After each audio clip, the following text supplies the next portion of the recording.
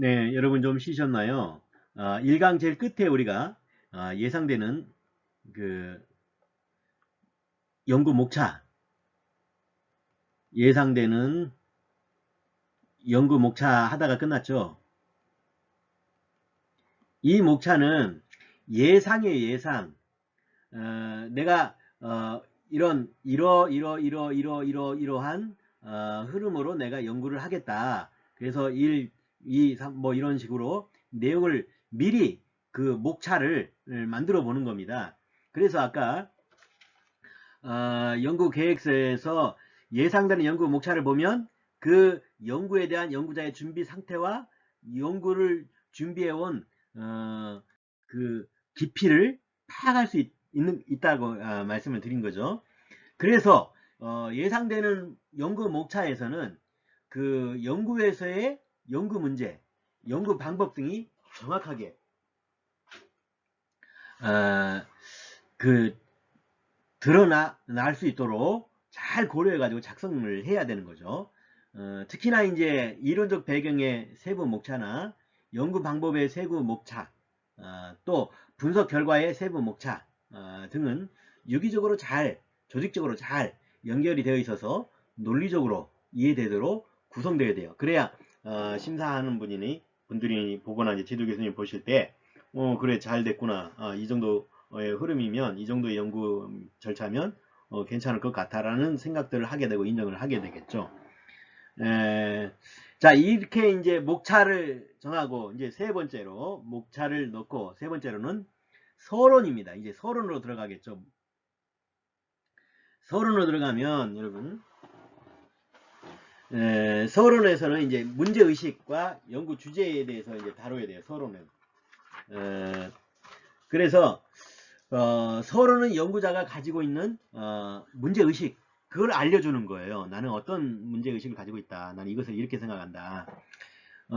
연구자의 연구 목적을 명확하게 제시해서 연구자가 어떤 연구를 하고자 하는지 그것을 쓰는 거예요. 이것을 위해서 이제 연구자가 가진 문제의식을 서술하고 그러한 문제의식을 가지게 된 관련된 탐색적 연구읽기 탐색적 연구읽기에 따른 내용을 소개하면 되는 거예요. 그리고 이제 자신이 연구하고자 하는 이 연구 주제가 기존 연구에서 세부적으로 다루어지지 않았다는 것, 이것을 적시를 하고 표현을 하고 그에 따른 연구의 필요성을 제시해야 돼요. 그러니까 내가 이 연구가 필요하다는 것을 어필을 해야 된다는 얘기죠. 그리고 이제 마지막으로 연구자의 연구 목적을 한두 문장으로 간략히 제시해 줘야 됩니다. 여기서는 이제 이와 관련해서 구체적으로 고려할 사항들을 한번 정리해서 알려드리겠습니다. 자, 첫 번째, 첫 문장은 연구 주제와 관련된 일반적인 관심에서 서술하는 것이 좋겠다 하는 겁니다. 시작이 반이다라는 말이 있습니다. 이 말은 시작하면 어느 정도 진행된 것이다라는 긍정적인 의미이기도 하지만 시작하는 것이 또한 어려운 것이다. 이것을 의미하는 말이라고도 생각할 수 있는 거예요. 시작이 반이다. 어떻게 시작이 반이 될 수 있습니까? 그만큼 어려운 거예요. 반을 하는 것만큼이나 힘들고 어렵다는 것을 생각을 할 수 있게 되는 거죠. 연구 계획서에서 이 말을 적용해 본다면 첫 문장을 기술하는 것으로 이미 반을 한 것이다라고 볼 수도 있다는 것입니다. 그런데 이제 반대로 첫 문장을 어떻게 시작해야 할지 혼란이나 어려움을 겪을 가능성도 그에 대하여서 크다. 이 얘기가 또 될 수 있는 거예요. 사실 이제 연구 계획서만이 아니라 모든 글에서 첫 문장을 적는 것은 쉽지 않아요. 그러니까 여러분이 만약에 여러분의 친구에게 또 애인에게 뭐 편지를 써 보낸다라고 생각해 보세요. 혹은 여러분의 부모님께 뭔가 편지를 쓴다고 생각해 보세요. 그러면 첫 문장을 쓰는 것 이게 결코 쉽지 않아요. 그냥 생각할 때는 그냥 아무렇게나 막 써 내려갈 것 같은데 막상 쓰려고 볼펜을 잡고 종이에 이렇게 가지고 이제 앉아 있으면 첫 줄, 이게 잘 안 들어가져요. 막연해져요. 그래서 연구계획서에서의 이 첫 문장을 무엇으로 시작해야 할지 몰라가지고 곤란해하는 사람이 의외로 많습니다. 이 경우에 이제 자신의 그 연구 주제와 관련해 가지고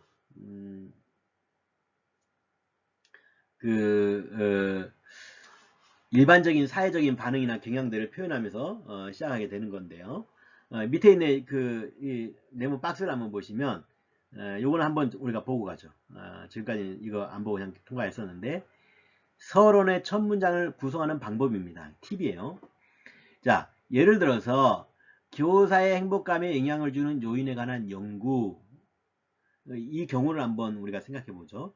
이 주제와 관련해 가지고 일반적인 사회의 반응이나 경향을 고려한다면 사람들의 행복감에 대한 관심 증가가 될 수 있을 것입니다.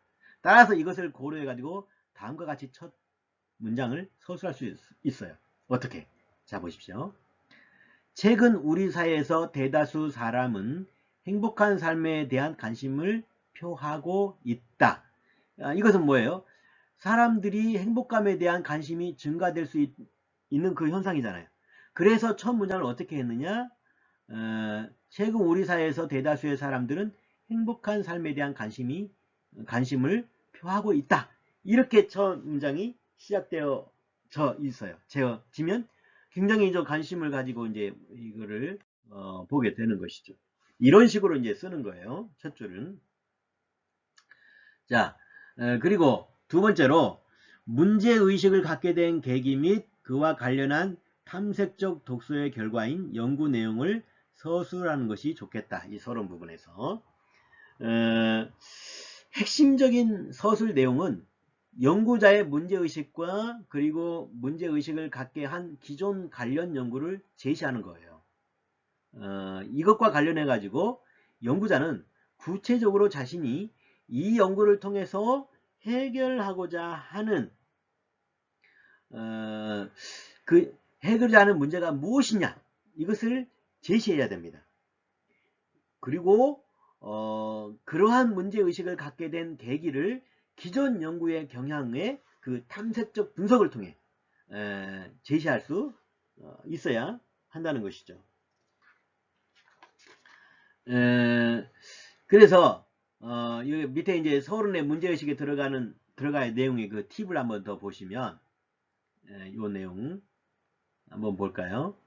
자, 예를 들어서 교사의 행복감에 영향을 주는 요인에 대한 연구라는 경우에서 다음과 같은 내용이 문장으로 서술될 수가 있을 것입니다. 이제 팁을 드리는 거예요. 뭐냐면 학교 구성원의 행복감에 대한 사회적 관심 증가에 대해서 다룰 수 있고 또는 학생의 행복감에 대한 연구들이 주를 이루어지고 교사의 행복감과 관련된 연구는 잘 이루어지지 않았다는 것을 또 다룰 수 있죠. 또 하나 학교 구성원의 행복감에 그 교사의 행복감도 중요하다는 점에서 교사의 행복감과 관련한 연구를 하고자 한다. 이 내용도 들어갈 필요가 있는 거죠. 자, 그렇다면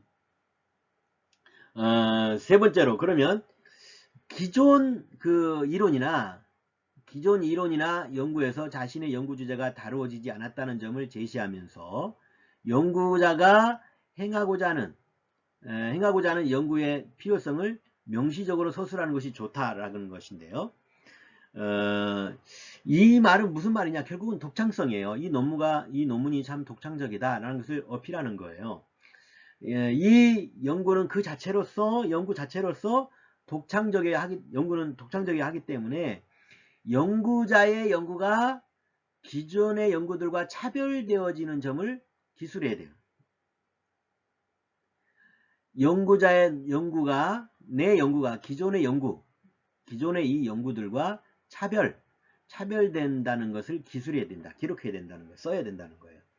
이것을 위해서 자신의 연구 주제와 관련해 가지고 기존 연구들이 어떻게 진행했고 어떤 결과가 나왔는지를 간략하게 정리해서 그것을 제시해 주면서 자신의 연구는 따라서 나의 연구는 이런 점에서 어떻게 다른지를 기술해야 됩니다. 기존의 연구와 주제들과 어떤 차이가 있는지. 그러면서 이제 해당 주제에 관련해 가지고 자신이 하고자 하는 연구의 독창성, 독창적이고 중요하기에 해당 연구가 필요하다는 것을 기술해 주어야 돼요. 그래서 이런 의미에서 이 논문은 중요하다. 내가 쓰는 이 논문은 이런 독창성이 있다. 기존에 다루지 않았던 부분들을 나는 다룬다. 라는 것을 기술해야 한다는 것이죠. 때로 이제 이러한 그 진술 과정에서 충분한 선행 연구의 그 탐색 없이 우리나라에는 이러한 연구가 거의 없다는 식으로 기술하는 경우도 종종 찾아볼 수 있는데 이것은 피해야 돼요. 이미 자료가 나와 있는데 없다. 본인이 안 찾아봐서 못 찾은 거지. 사실은 그런 연구가 진행이 이미 되었다는 것이죠. 그러니까 본인이 부지런히 자료를 찾고 찾아야 하는 것이죠. 더 나아가서 이제 서른 연구의 필요성에 들어갈 내용, 이거는 여러분이 한번 더 찾아보시고요, 읽어보시고 계속해서 네 번째는 연구의 필요성을 제시한 후에 연구자의 연구 목적을 한두 문장으로 정리해 보는 것이 좋다. 정리해 주는 것이 좋다 하는 것입니다. 연구의 목적을 제시하는 문장은 앞으로 진행될 연구를 종합적으로 요약을 해가지고 제시하는 것이라고 볼 수 있어요. 그렇기 때문에 이 문장만으로도 연구자의 연구 계획 전체를 파악할 수 있도록 연구 목적이 잘 드러나는 그렇게 드러나도록 하는 그런 구체적인 진술을 해야 됩니다. 그렇게 써야 돼요.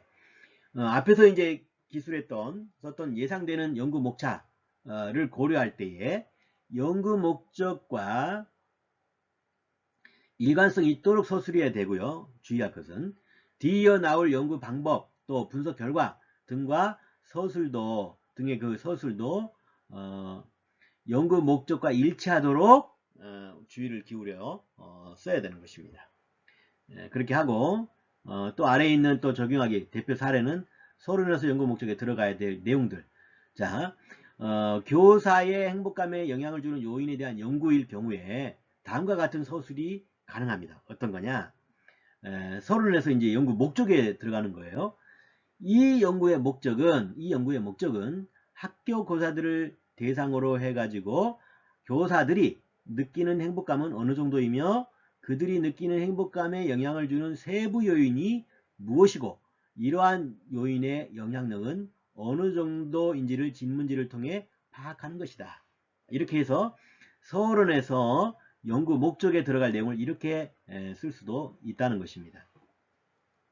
이런 것을 참고해서 여러분이 논문을 쓸 때 한번 참고해 보시기 바라고요. 더 나아가서 다섯 번째, 연구 주제의 주요 용어를 정리하는 것이 좋겠다.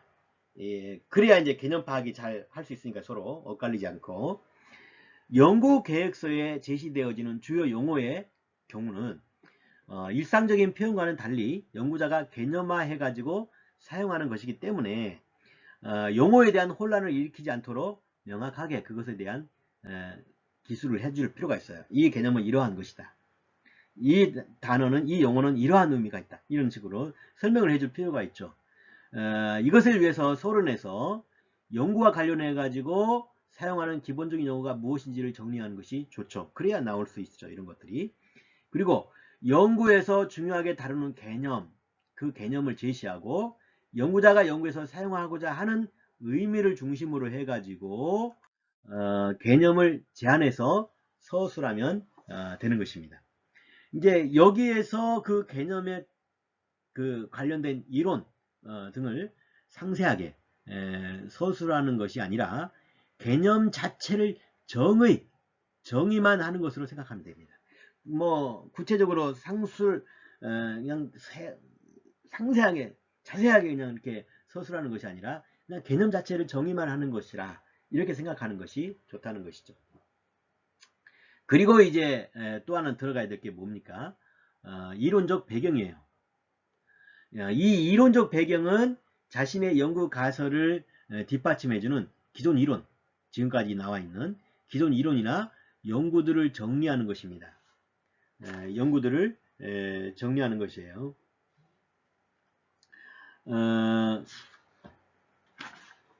그래서 연구 계획서에서 자신의 연구와 관련해 가지고 기존의 이론이나 연구들을 모두 다 정리한 것은 불가능하겠죠. 그러나 연구자가 연구 계획서를 작성할 때까지 검토한 자신의 가설들을 지지해 줄 수 있는 이론, 그런 연구, 이것을 소개해 주면 되는 거예요. 그래서 이제 특히나 이제 자신의 연구에서 가설이나 연구 모형을 만들기 위한 과정에서 자신이 검토해 왔던 기존의 이론, 경험적 연구, 그 결과들을 논리적으로 잘 조직을 해가지고 구성을 해가지고 이론적 배경을 구성해야 됩니다. 이 과정에서 이제 이론의 그 단순한 나열에 그치지 않도록 해야 되는데요. 이와 관련해 가지고 고려될 사항 몇 가지를 설명해 드릴게요. 첫째, 변수 간의 인과관계에 대한 이론을 논리적으로 뒷받침할 수 있도록 내용을 서술하는 것이 좋겠다.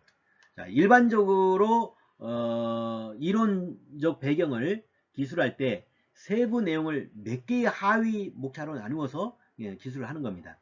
그런데 이런 그 하위 목차는 각기 독립적인 것이 아니라 연구자가 계획한 그 연구의 종속 변수, 그리고 독립 변수가 어떤 관련성이 있는가를 이해하도록 구성해 줘야 돼요.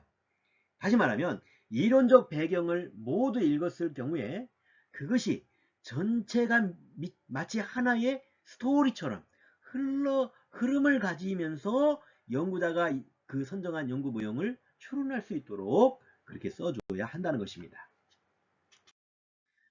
두 번째는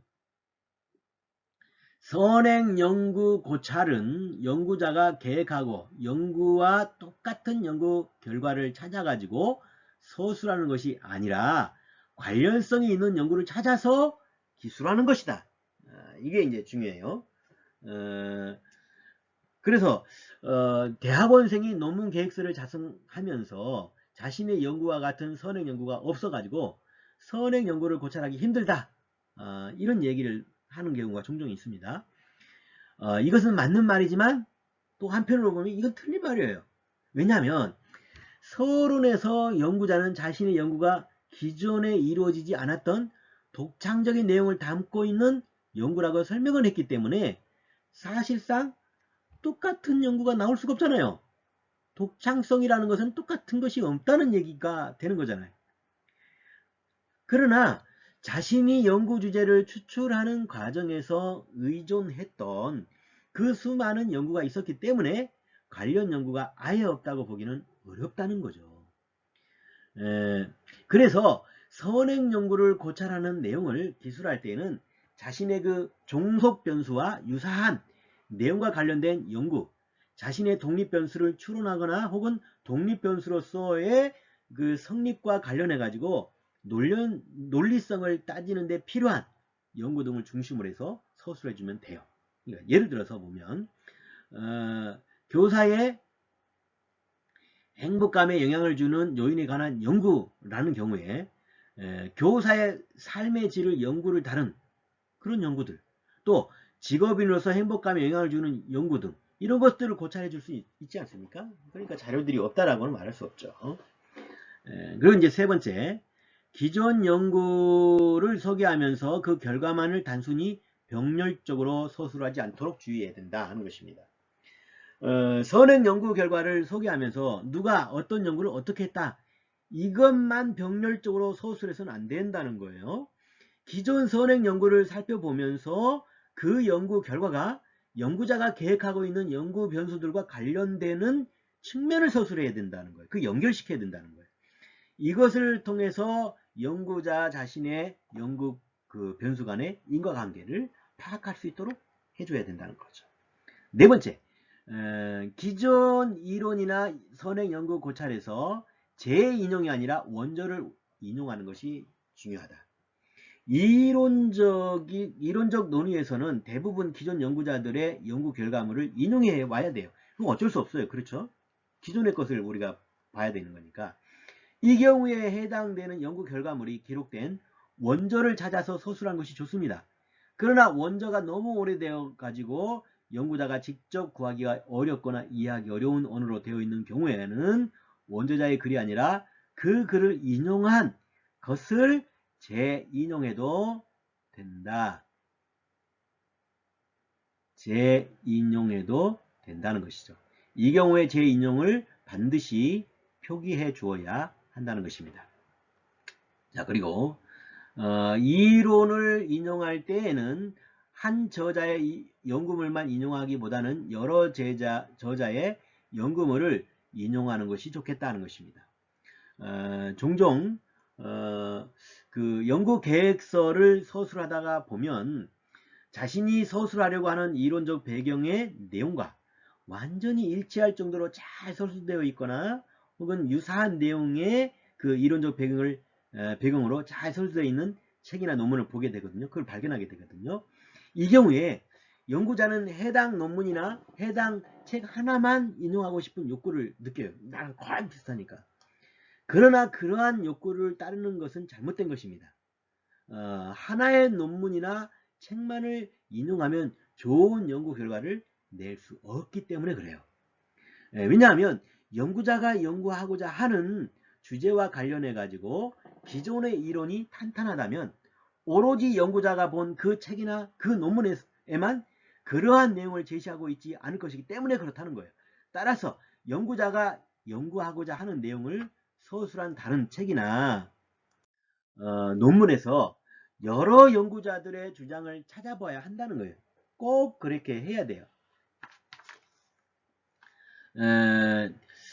그리고 이제 여섯 번째, 연구 계획서이기에 향후 추가로 살펴볼 이론적 논의 내용을 제시하는 것이 좋겠다.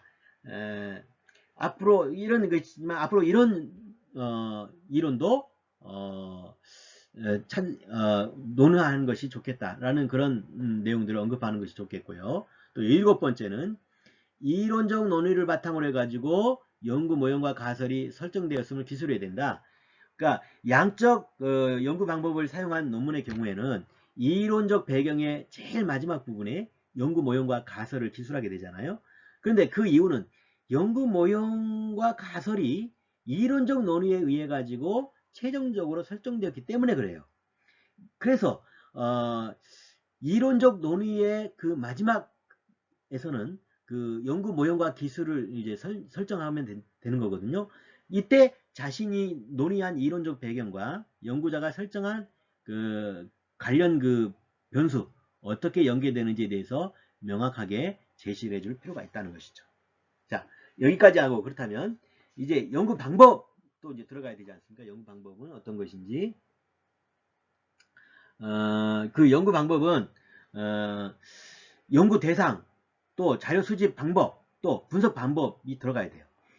연구 방법을 제시하는 부분에 있어서 연구자가 이제 향후 연구를 어떻게 진행할 것인지에 대한 계획을 제시하는 내용으로 서술되어 가는 건데, 그런 점에서 보면 이 부분부터가 본격적인 연구자 자신의 연구 시작을 설명하는 것입니다. 연구 계획서의 진정한 내용이라고 볼 수 있어요. 그러니까 여기서부터 주로 어떤 내용을 어떻게 담아야 하는지 그것을 지금 한번 살펴보죠, 우리가. 자, 첫 번째는 어떤 내용이 들어가야 되느냐. 첫 번째, 연구 대상과 관련한 계략적 계획을 제시해야 돼요. 그 연구 대상과 관련해 가지고 연구자가 연구 계획서에서 언급할 것을 언급하는 것은 연구의 모집단, 표집 방법, 그리고 표본에 관한 내용, 이런 것들이에요. 그리고 연구 대상이 누구이고 모집단으로 설정한 집단에서 표본을 얻기 위해서 사용할 표집 방법을 정확하게 설명해야 됩니다. 그리고 연구 대상이 되는 표본이 어느 정도의 규모인지도 안내해 주는 것이 좋겠습니다. 두 번째는 자료 수집에 대한 방법을 제시해 줘야 돼요. 서베이 연구에서 조사 도구는 질문지이지 않습니까? 질문지가 어떻게 구성이 되는지를 정리한 표 등을 제시하는 것도 좋아요. 만약에 질문지를 대략적으로 만들었다고 한다면 이것을 연구계획서에 발표할 때 제시하는 것도 좋습니다. 하지만 이 경우에는 이론적 논의와 가설 또는 연구 모형 등을 충분히 고려한 상태에서 어느 정도 완성된 것이어야 돼요. 이제 더불어서 조사 연구도 활용해가지고 우편, 면접 등 다양한 서베이 방법 중에서 어떤 것을 사용해 가지고 실제로 조사를 실시할 것인지에 대해서도 써주는 것이 좋겠습니다. 그리고 세 번째는 연구에서 발생할 수 있는 윤리 문제의 해결 방법도 제시하는 것이 좋겠고요. 또 하나 네 번째는 분석 방법에서 제시하는 연구 모형과 연계된 통계 방법을 설정해 가지고 제시해야 됩니다. 그 자료 수집이 이제 끝난 후에 연구자가 계획한 연구 모형과 관련해 가지고 어떤 통계 분석 방법을 사용해서 분석할 것인지 제시할 수 있을 것입니다. 또한 이제 연구자가 또 왜 그런 분석 방식을 선택했는지도 설명해 주는 것도 좋겠죠. 그리고 이제 또 하나 들어가는 것이 무엇입니까? 계획서에 예측되는 연구 결과입니다. 이걸 또 들어가야 되죠. 이 부분은 이제 연구를 마쳤을 때 나타나는 결과를 미리 예측하고 서술하는 거예요. 그러니까 여기에서는 계략적으로 연구를 마쳤을 때 어떤 결과를 제시할 것인지를 예견해 가지고 서술하는 것이지, 분석 결과를 예측해 가지고 유의도가 높은 변수가 무엇일지, 통계 결과가 어떻게 나올지 등을 예측해 가지고 서술하는 건 절대 아닙니다. 그건 아니에요. 따라서 연구와 관련해 가지고 계략적인 결과를 정리하는 정도로만 서술하면 되겠습니다. 그리고 이제 참고문헌과 부록, 참고문헌과 부록도 이제 그 연구 계획서에 들어가야 돼요. 연구 계획서의 마지막 부분에서는 연구 계획서에 활용한 그 연구 문헌을 참고 문헌으로 정리를 해줘야 됩니다. 또한 질문지를 완성했을 때 부록으로 질문지를 또한 그 첨부해주면 좋겠죠. 그러나 질문지가 완성이 안 됐다면 뭐 굳이 이렇게까지는 안 해도 될 것 같고요.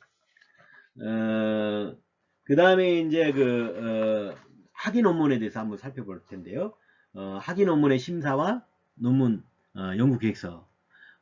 여기서 학위 논문 심사 과정이 어떻게 진행이 되어지고 이 과정에서 논문 계획서가 어떻게 작동하는지를 살펴봅니다. 먼저 논문 심사의 의미가 뭐냐, 학위 논문의 심사의 의미가 뭐냐, 이 부분을 보면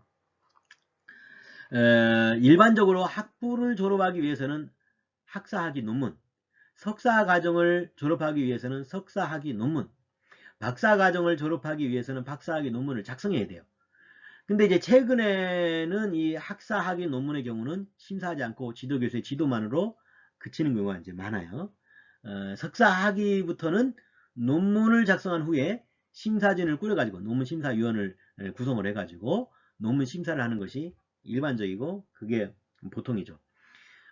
일반적으로 이제 대학원에 들어와서 석사학위나 박사학위를 받는다는 것은 더 이상 누군가의 도움을 받지 않고 스스로 문제의식을 가지고 그 문제를 해결해 나가는 그런 연구를 독자적으로 할 수 있는 능력을 가졌다는 것을 증명해 주는 거예요. 그 논문을 통해서. 따라서 논문 심사는 기본적으로 예비 학위자가 스스로 연구를 수행할 수 있는 능력을 갖추었느냐, 그것을 확인하는 과정이라고 볼 수 있는 거예요. 다시 말해서 예비 학위자가 연구 계획서를 제시하고 어떻게 연구를 진행해 가는지를 확인하면서 그리고 최종적으로 산출해낸 연구 결과인 학위 논문을 보면서 그것을 연구한 연구자의 독자적인 연구 능력을 판단하는 과정, 독자적인 연구 능력을 판단하는 과정, 그것이 바로 뭐냐? 논문 심사다, 이렇게 정의를 내려볼 수도 있는 것입니다. 실제로 논문 심사의 과정은 예비 학위자, 즉 졸업 예정자죠. 예비 학위자의 연구 과정을 보완해 주거나 수정해 주면서 조언하는 연구 동반자의 관계를 형성하는 과정이기도 하고요. 연구 과정에서 나타나는 잘못된 점을 지적하고 비판하는 평가의 과정이기도 합니다. 연구 내용, 또 예비 학위자, 또 심사진의 성격을 따라서 연구 동반자의 특성이 많이 나타나는 경우도 있고 비판적 평가자의 특성이 많이 나타나는 경우도 있습니다. 근데 이제 대부분 이 비판적 평가의 그 위치에 많이 서죠. 논문 심사의 과정에 관여하는 사람들의 관계 양상이 어떠하든지 상관없이 논문 심사가 예비 학위자에게 연구자로서의 자신의 능력을 성장시켜주는 과정으로 작용한다 하는 이런 긍정적 요소는 동일하다. 이 부분을 여러분에게 말씀드립니다. 물론 이것이 이미 상당히 좀 고통스러운 과정이긴 한데 그러나 그렇다는 것이죠. 도움이 된다는 것입니다. 여러분이 이제 심사위원을 보면 참 미워질 때가 있어요. 굉장히 도전적이고 비인격적으로 질문에 들어올 수도 있고요. 막 무시할 수도 있거든요. 어쨌든 그러나 그것은 나의 성장으로 시켜주는 하나의 과정이다 라고 생각한다면 편할 겁니다. 여기까지 하고 잠시 쉬었다가 상강에서 본 강의를 마무리하도록 하겠습니다. 여러분 좀 쉬시죠. 좀 이따 볼게요.